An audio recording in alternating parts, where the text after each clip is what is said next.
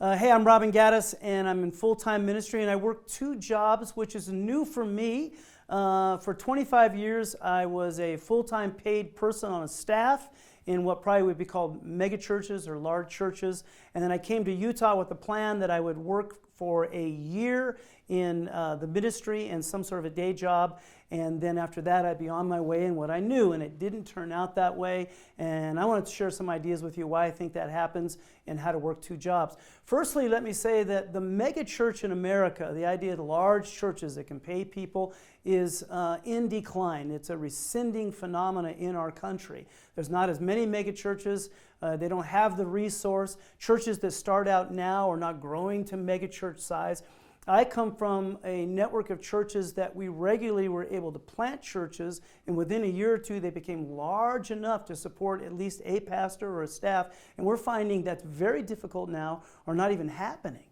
So the idea of mega churches across America, Christianity struggling, in decline, the church as a whole is going to have to address the very real reality that there's going to be more and more leadership positions that used to be held by paid people are now going to be held by people that work 2 jobs. And that isn't going to be because someone's not a good leader.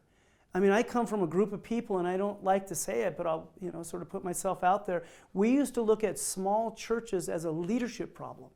So when we saw small churches, we thought, well, there's a leadership problem there, and if they correct the leadership problem, they're going to grow. And it seemed like that was true, but not any longer. There's lots of fantastic leaders now that are in positions and even growing communities, and the churches aren't growing nearly as quickly. Now, why does that make sense for Utah? In Utah, churches don't grow as quickly nor as big as other parts of the country. So the idea of having a mega church here and having lots of resources to have paid people, very, very difficult to have. I'm not saying that it can't. I'm not saying that I have lost hope, that at some point that might become something that does happen.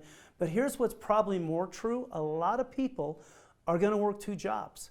So I want to talk about that. How does it happen? Let me read a little part of the Bible to you. Work at everything you do with all your heart. Work as if you were working for the Lord, not for human masters.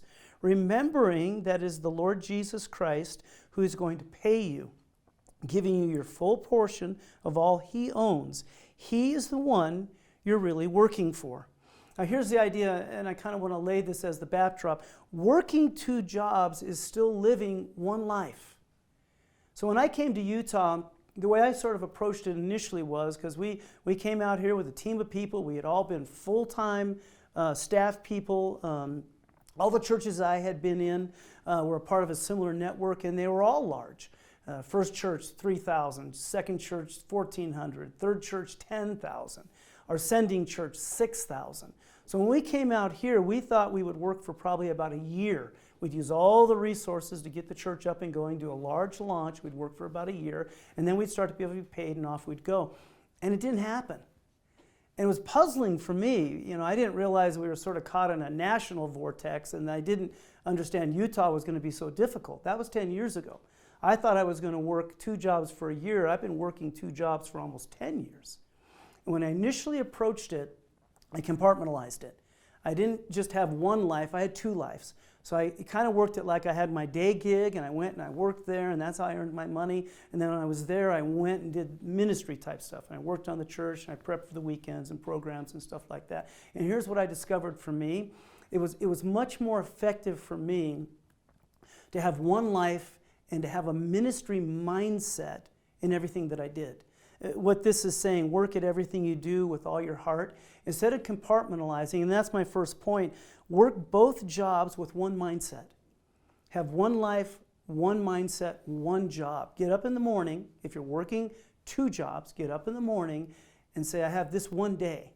I have 1 life. I'm doing 1 ministry, and it goes from morning until night, whenever I'm done. And by not compartmentalizing, I learned some things. Number 1, I wasn't constantly ramping up and ramping down. And I wasn't shifting gears to be thinking about life in 2 different ways. Every day was ministry for me.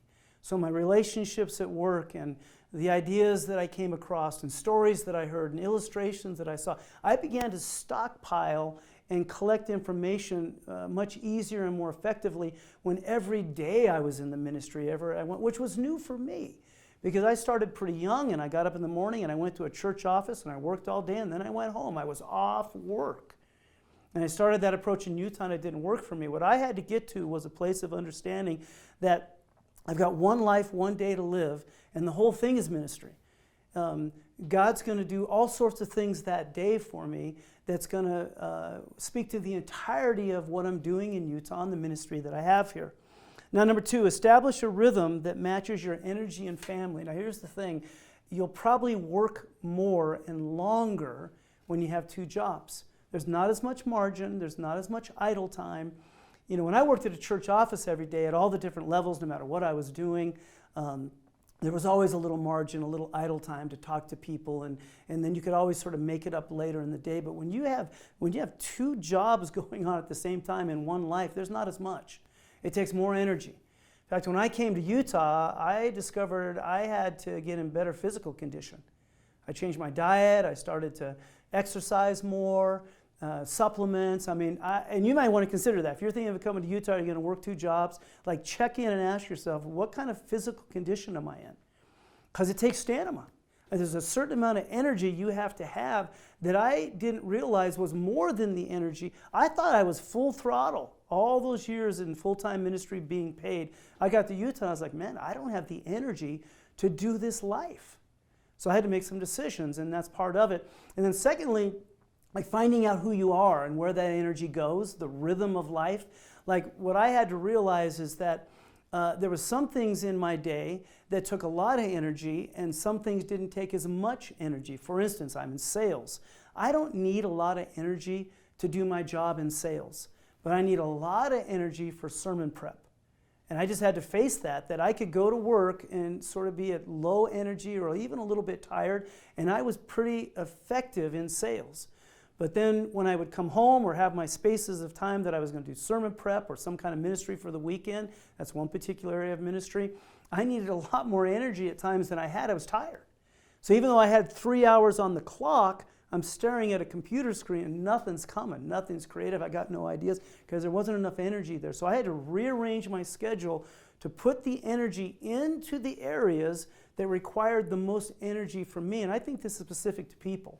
You just have to get to know yourself and decide what it is. Now, this idea of rhythm, why we need a rhythm. When you have a rhythm in life, your body starts to adjust to that. Your sleep, your physical condition, your spirit, your soul, however you want to look at it, begins to get in rhythm with what's going on in your life. And that rhythm begins to develop some stamina, some muscle, some strength. And the rhythm alone helps you.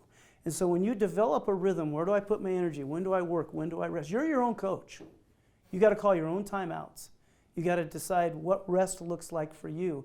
But rhythm in life, and I'm using that word instead of schedule, because schedule just breaks up the calendar of the day and it puts it into hours, but that doesn't mean it matches your energy. It doesn't mean it matches your personality and the different things that you have to do. One life, one ministry. Okay? Now, here's the other thing. In Utah, when you come out to Utah, you bring your family here. Here's what can be difficult. You probably came from a large church or what seems like a successful church. And then you get out to Utah and you're like, who are my friends and who does my wife know and who do my kids know and who do we hang out with? And that all has to be built, and it's not easy to do. And if you're pouring your lead pastor or one of the lead guys, you're pouring everything in, to your life and getting everything ready. What's going on with your wife and your kids? Having a rhythm that then the whole family speaks into.